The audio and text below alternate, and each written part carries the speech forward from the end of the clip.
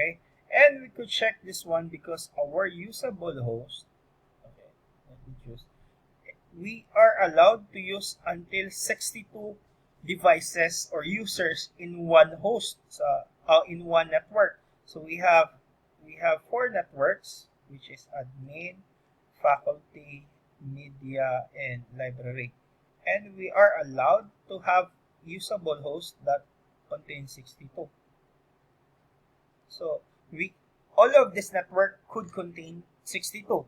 So if you look at here, that is only 44. This is 62. Therefore, this is actually okay because the more allotted, napa siya daghan nga wa pa magamit. Here in the faculty napay duha nga wala pa niya magamit. And here napa siya 40 wa magamit, and here napay 50 na wala niya magamit. So therefore, if you use 192,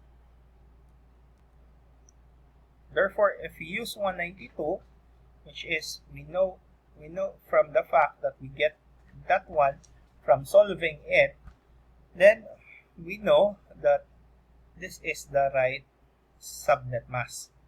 Okay? This is the right subnet mask to fit all of these conditions. So if you're asked to, okay, make make up 5 networks. So pag maog 5 ka network, nga each network contains this. So you could actually solve that one. So 5 networks. So if you have 5 networks, so you have 2 raised to the power of x equals to 5. So you have to have we have here, okay, x ln of 2 equals ln of 5. So you have ln of 5 over ln of 2. So the result of that is a number. So let me use my calculator, or ln of 5 divided by ln of 2. That is 2.32. So nakoy 2.32. And we don't have 0.32. So roughly, our number of this one wants to accommodate 5 networks. We need to have an approximately equal to 3 networks. 3 ones. So therefore your is tama na ni 1 1. So you have 255.255.255.123 1 2 3 4 5. So nakay ingani na subnet mask. Okay? So to accommodate kay ang dili pod 2 kay kung 2 makuwangan man ka, mas better man mulapas ka kaysa makuwangan ka. Okay? So that's how you get the IP address group range, okay, or the network address range, so that you could group it properly.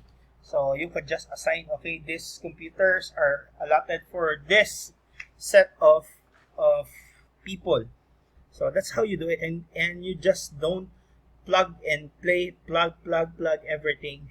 That is actually very dangerous. Okay, so next, so I think we are on our last example. So here, so all of that is explained here. So just look at it. Another one, example number 4. So look at this. Which one is usable host? So pasabot, diba, mingon ta usable host. Asa dapat ang magamit natong addresses, diba? Kung maingon ka og usable host, to unsang mga address sa ani ang magamit nato na dili siya mobangga sa network address or sa broadcast address. So mao man na usable host, di ba? So unsa man ani? Sir unsa man nato? So let's try. So from here, look here. Okay? So from here we have our slash. We have, if you would see at all the given, they are all /28. Okay? They are all on slash 28. So slash 28, therefore you have subnet mask 255.255.255, that is 24. 8, 16, 24. You need to add 4. 1, 2, 3, 4 to become 28. And the other 4 is for the host. This is for the network. So again, this is for the network. Again, this is for the host. So from there, you will solve for the network, which is equivalent to what is the usable So network is 2 raised to the power of x, which is number of 1. So you have 2 raised to the power of 4, we have 16. And your host is 2 raised to the power of y, which is equal to 2 raised to the power of 2 also for the 0, which is 16 networks and 16 hosts. And our usable host is just 2y minus, not 2y, 2 raised to the power of y, 2 raised to the power of y minus 2, that is 2 raised to the power of 4 minus 2, which gives you 16 minus 2, which is 14 usable hosts. So we only have 14 usable hosts with 16 networks. So daghan kayo, no? Daghan kayo ang network. So from there, so ipakita na lang ako sa ubos kay kapoy kayo suwat. Medyo taas-taas siya kayo. So just add it. So hindi maigo sa ato ang pin.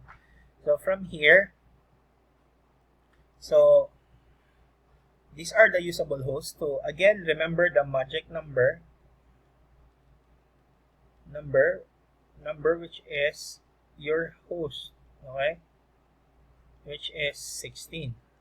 So 16, so therefore the difference from each network is by 16. So it will start with 192.168.2 because it is a class C, so dapat until tulo siya parehas para mabilong siya sa the same network. Dot 0, so note is 192.168.2.16 and add. Okay, until you reach 16 networks. Okay, until you reach these 16 networks. Okay, so the result will be actually looking like this. Okay, so the same na. So you have 16, 32, 48, 64, 80, 96, 128 until you reach this 240, which is 16. Now, asa ani dapita na bilong tong mga given IP address? So let's have to look. So let's write. Okay. So it belongs to the first one is dot 224, dot 47, dot 160, and dot 192. So let's check. Okay, so we have dot, let's check first the dot 224. Okay, let's check first that this dot 224. Okay, let's check this one. 224. So is there a 224 here? Okay, there is a 224.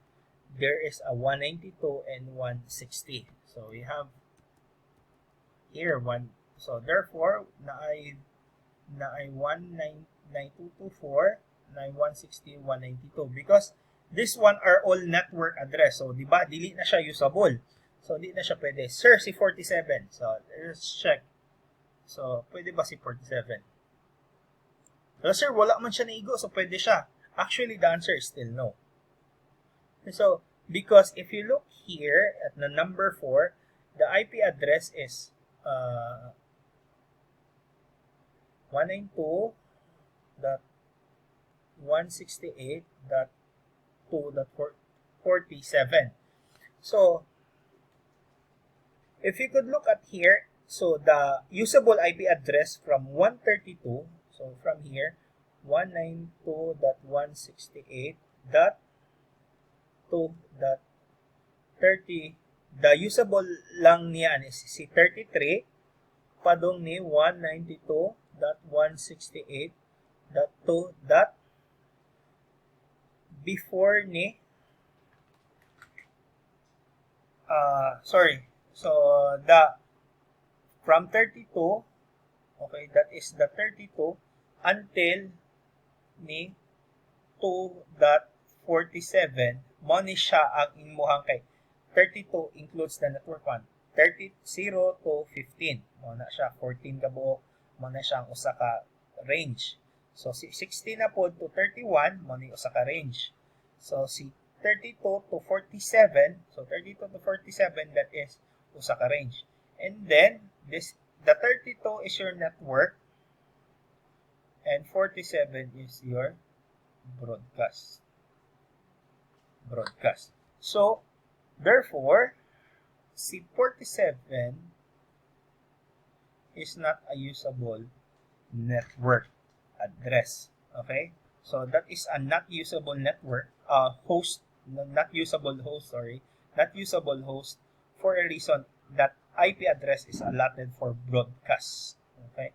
So, I actually write it here, explanation, since the .60, .192, .224 are network address, then it is not usable address. And 192.168.2.47 is also a broadcast address, which again is not usable address. Therefore, in the option above, all the addresses are not usable address. So, okay, none of the above. Okay, so continue practicing. Next meeting, I'll be giving you a performance evaluation. So please study. So if you don't have any more questions,